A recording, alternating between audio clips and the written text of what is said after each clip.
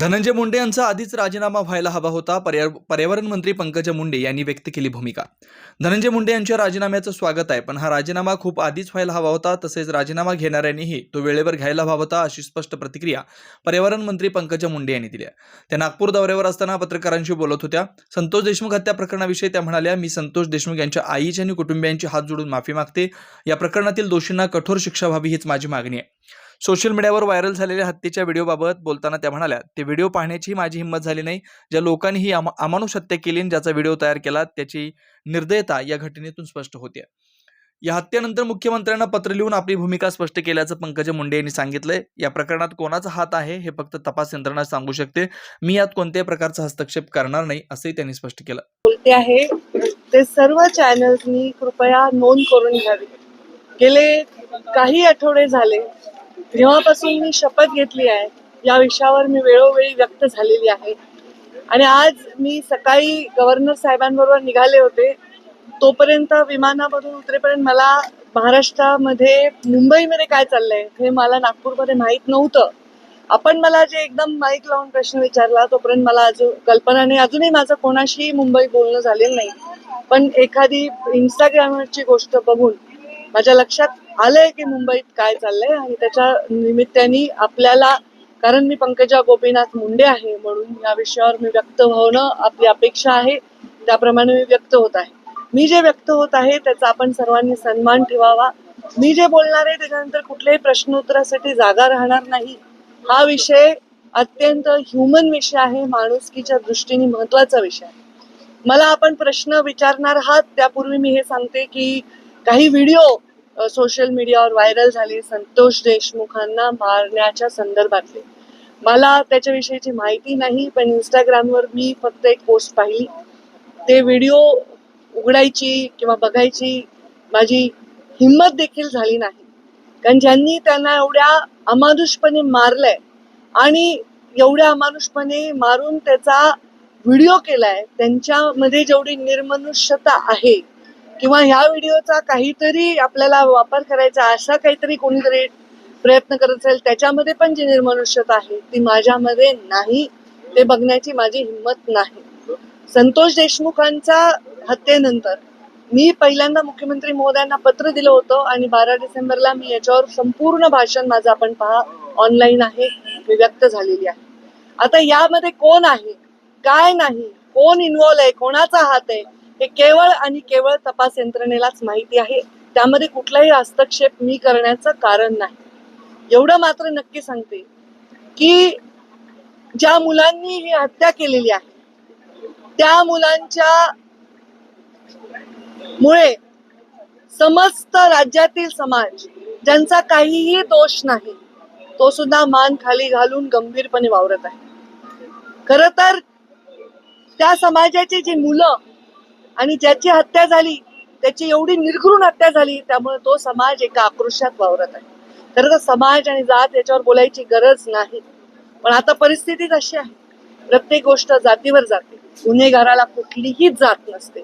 अमानुषपणे कोणाला निर्दयीपणे संपवणाऱ्याला कुठलीही जात नसते. आणि त्याच्यावर एक निर्णय घेणाऱ्या राज्यकर्त्याला सुद्धा जात नसली पाहिजे. जेव्हा या खुर्चीवर आम्ही बसलो, मी बसले, तेव्हा मी एक शपथ घेतलेली आहे, आमदारकीची शपथ घेतलेली आहे. कुठलाही ममत्व भाव न बाळगता, कोणाविषयी कसलाही आकस किंवा द्वेष न बाळगता काम करायला पाहिजे, यावर मी ठाम आहे. संतोष देशमुखांच्या झालेल्या निर्घृण हत्येवर निषेध व्यक्त करताना मी मनापासून क्षमा मागते त्याच्या आईची. कारण ज्या मुलांनी हे निर्घृण हत्या केली आहे ते माझ्या पदरात असते, माझ्या पोटचे असते, तरी मी हेच म्हणले असते की त्यांना कडक शासन करा. याच्या पलीकडे कोणताही राजकीय नेता, एखादं व्यक्तिमत्व कोणीही भाष्य करू शकणार नाही. आज अजून एक तुमचा एकदम उतावळेपणा येतोय की मी काय गंभीर बोलते याच्याकडे दुर्लक्ष करून. तर धनंजय मुंडेंचा राजीनामा झालाय, मी त्याचंही स्वागत करते. हा राजीनामा फार आधी व्हायला पाहिजे होता. हा राजीनामापेक्षा शपथच नाही व्हायला पाहिजे होती. तर या सगळ्या गोष्टींना, पुढच्या भोगांना कदाचित सामोरं जावं लागलं नसतं. घेणाऱ्यांनी सुद्धा आधी घ्यायला पाहिजे होता, धनंजयनी सुद्धा आधी राहायला पाहिजे होता. या सगळ्या वेदनांपासून कदाचित गरिमामय त्याला एक मार्ग मिळाला असता. त्यांनी सांगितलं असेल, मला माहित नाही त्यांचं स्टेटमेंट काय आहे. मी त्याच्यापेक्षा लहान बहीण आहे आणि बहीण असली तरी आम्ही वेगळ्या वेगळ्या पक्षात काम केलं होतं, पण कोणत्याही आईला, बहिणीला, परिवाराला वाटत नाही आपल्या परिवाराच्या सदस्याला या दुःखातून जावं लागेल. पण जेव्हा आपण खुर्चीवर बसून विचार करत असतो तेव्हा आपण राज्याच्या प्रत्येकाचा सारखा विचार केला पाहिजे. त्या पोराच्या परिवाराच्या, त्याच्या जीवाच्या वेदनांपुढे हे काहीही मोठा निर्णय नाही. त्यांनी तो घेतलाय, ते योग्यच केलेलं आहे. मला वाटतं देर आहे दुरुस्त आहे. थैंक यू ताई। क्या आप इंटीरियर के बारे में सोच रहे हैं पर डिज़ाइन फाइनल नहीं कर पा रहे? होम इंटीरियर या ऑफिस इंटीरियर, किसी भी डिज़ाइन आइडिया को रियलिटी में कैसे बदले, आज हम ये जानेंगे इंडस्ट्री एक्सपर्ट्स से।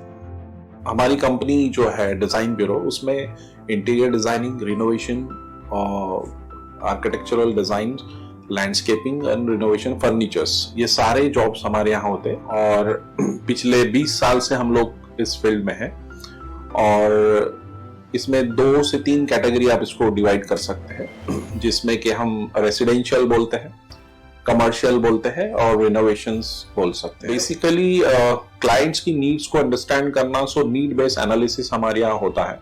सो क्लाइंट्स के लिए हम लोग परफेक्ट इसलिए हो जाते हैं, या हम उनके लिए दोबारा, या किसी क्लाइंट्स के लिए हम चौथी बार काम कर रहे हैं because of their confidence with us, कि वो हमारे ऊपर रिलाई करते हैं। हम लोग अमित यूनिवर्सिटी को पहले से ही जानते थे, तो उनको हमने बुला के उनको जो स्ट्रक्चर है, यहाँ पे ब्रिक्स वर्क चल रहा था, तभी से उनको कांटेक्ट किया, उन्हीं को जगह दिखाई, उनको स्पेस डिजाइन करने के हिसाब से कांटेक्ट किया, उन्होंने डिजाइन बना के दिया काफी अच्छा।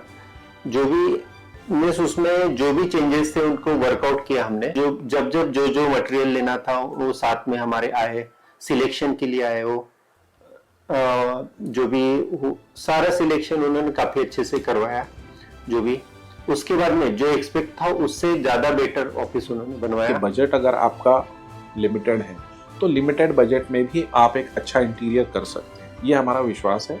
और हमारे क्लाइंट्स के लिए हम वही दे रहे हैं और उसी से हमारा क्लाइंटल बड़ा है। हर क्लाइंट की एक अलग स्टोरी होती है, उनका एक अलग रिक्वायरमेंट्स होता है। कई बार ये सारा मिस आउट हो जाता है, हम अपने डिज़ाइन उन पे लादते हैं, वो नहीं होना चाहिए। उनको क्या चाहिए वो हम डिलीवर कर सकते हैं, बस वो उनके बारे में हमको समझना पड़ेगा।